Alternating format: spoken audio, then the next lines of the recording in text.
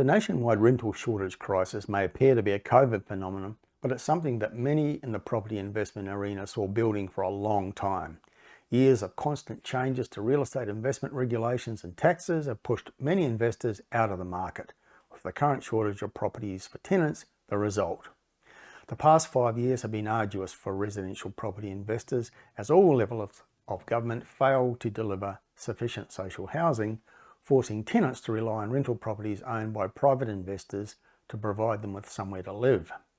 But despite that reliance on private investment market, which provides over 90% of all properties occupied by tenants, governments of all levels have continued to interfere in the market and use property as a cash cow, hitting it time and again with levies, fees and charges, as well as legislative changes that have disadvantaged and discouraged investors. The process is continuing now with new legislation in several states, including Queensland and Western Australia, as well as the ACT, which add to the disincentives to investor owners. Not only do the state laws increasingly disadvantage landlords, but investor owners pay higher rates of interest, stamp duty and council rates than owner-occupiers. But the biggest losers in all this are people who need to rent or choose to, and the census data shows that a third of Australian households are renters. They're the big losers because the shortage that has been caused by politicians is pushing up their rents. One of Australia's leading real estate analysts, Simon Presley, says you can't expect to reduce the price of rental demand by squeezing the life out of those who supply it. But the biggest crisis is not the cost of rental homes, but the chronic shortage of them. And this situation is a direct result of decisions by politicians and bureaucrats who are the real villains in this saga. Started in 2017 when the banking regulator APRA clamped down on interest-only loans in a bid to cool the then hot property market. It restricted the percentage of interest-only loans, which were popular with investors at the time, to 30% of a lender's business and set a 10% benchmark for growth in investor lending, which it deemed to be appropriate. That same year, the federal government changed depreciation laws, which significantly affected how much an investor could claim in depreciation on second-hand properties.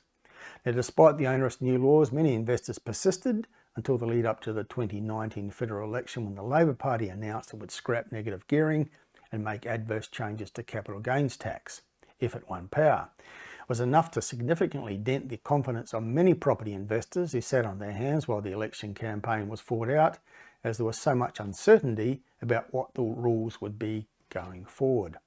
Labor lost that election and subsequently promised not to touch negative gearing, but investors remained nervous about what the next attack might be. And since then, little by little, changes have been made by all levels of government, particularly state governments, which makes residential property a less attractive investment prospect.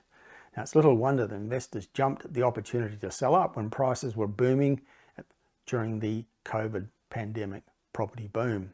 More investors sold than bought during the recent national property boom, and the steady exodus of investors, coupled with material shortages and surging construction costs, prompted developers to cancel or defer major projects, and it all means that Australia is now staring down the barrel of a massive undersupply of properties for rent. All the research sources agree that national vacancy rate is around 1%, but many postcodes in Australia have vacancies well below 1%, when 3% is considered a balanced market, 2% a shortage, 1% is regarded as a crisis. The latest lending indicators from the ABS show that the number of property investors active in the market in June fell by 6.3%. Historically, investors have comprised about a third of buyers in the market, but recently their market share dropped to about a quarter. And that's why we have this extraordinary shortage of rental properties. Now, many are quick to label investors as greedy, wealthy individuals, grossly misrepresents the situation and totally misses the point, according to Property Investment Professionals of Australia Chair Nicola McDougall. She says the demonisation of property investors seems to be a national sport in Australia, when more than 70% of investors own just one property, hoping to simply improve their financial situation in retirement. She says it's an uncomfortable truth for some that the present rental crisis is predominantly a result of investor inactivity over recent years, which is hardly a sign of greed when markets have been booming like never before. Now, state governments seeking a quick fix to the rental market issues have introduced a raft of new changes in the past 2 years. All of them are likely to make the shortage worse. The Queensland Government has introduced new laws to remove the right of property owners to end a periodic tenancy simply by providing notice. It's also introduced a new way to calculate land tax, which takes into account properties owned in other states, and that ramps up the land tax bill of investors substantially. And the REIQ CEO Antonia Mercarella has labelled this a slap in the face to the one sector that's propping up the Queensland state economy. And she says, this treatment of property investors as an endless money pit is outrageous. The Queensland Government is raking in a huge stamp duty windfall, then relying on private investors to provide the lion's shares of housing supply while slapping them yet again with new taxes. In South Australia, Queensland and elsewhere, the Greens have also called for a cap on rental increases, and this would make the real problem, which is the shortage, much worse. Property Council South Australia Director Daniel Gannon said instead of focusing on rent caps and additional property taxes, government should be trying to increase supply. He says if there are projects in the pipeline of parcels of land that require rezoning or approval, there should be an urgent priority to get shovels in the ground and affordable apartments in the sky.